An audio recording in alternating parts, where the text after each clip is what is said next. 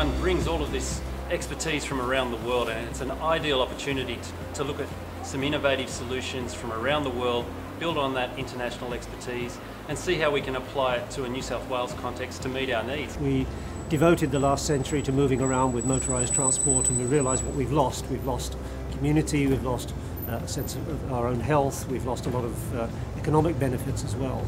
And cities around the world are now beginning to realise that we need to go back. We need to rediscover the joys of being on our feet in order to deliver those things that are important to those cities. So we're very lucky here today as part of the Walk21 conference that moves around the world every year, is to have these two fantastic Dutch shared space experts, Peter de Haan and Frans Lemonet, who are going to guide us through their particular challenges of shared space. We don't claim safety as the main object of shared space. It's more to make cities, places livable, vibrant, also for aesthetics. That's more the main goal, and you can say safety is a byproduct.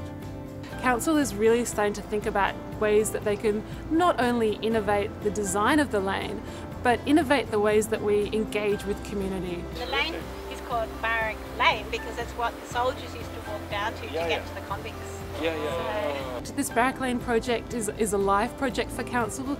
The design concepts that come out today are going to get workshopped and engineered and built, and we're going to transform that lane like we have many other lanes in Parramatta as part of the extensive network that's happening here. At the moment, the Barrack Lane is used mainly as a through traffic going from point A to point B. The traditional way is to say, well, there's potentially going to be conflict between these various users of the street, so we'll segregate them. You know, we'll have cars here and bicycles here and pedestrians there. The end result of that is it's very ugly, it consumes huge amounts of space, and ultimately, in the end, as we can see from our tragic road casualty figures, it doesn't actually work very well. The way the shared space are created in Europe, that there is no signs, no lines, and vehicles and pedestrians, they have to give way to each other, they have to talk with each other, rather than guiding them into some sorts of set of rules. RMS retains the responsibility for setting all speed limits on all roads on the road network. So essentially we do have the authority in this instance as we set the speed limits. Why should a council, a RMS take over responsibility for behavior of people with all those signs? But I am not a traffic engineer who has a professional indemnity insurance hanging over him. Sometimes you feel in Sydney when you're trying to make these new places that it's a bit scary to do it when there's just one. Everything's kind of told what we need to do through signs and line marking, and it takes away that need for us to use our complex communication system. We are getting a lot more flexible in how we actually apply and look at shared zones and things like that. Shared space can't be done in guidelines. Shared space is always made for the place.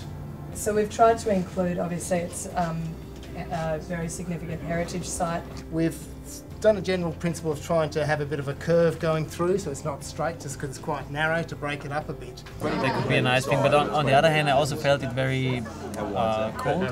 Looking from engineering side, you also have to look at the foundation, so you cannot go really too close to the building. Being engineer, we have kind of responsibility to society, so we cannot really design something which is unsafe. In Australia it is at the moment a problem because it's very car dominated. There's often some resistance, particularly from motorists who see this as being somehow confrontational and obviously very different from what they've been used to in the past. Shared spaces can be safe because they're actually forcing people to think. They're taking them out of the comfort zone. We need to demand more of our walking space.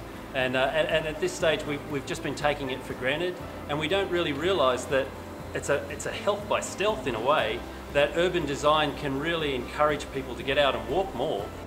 Make Parramatta an example of shared space for other cities.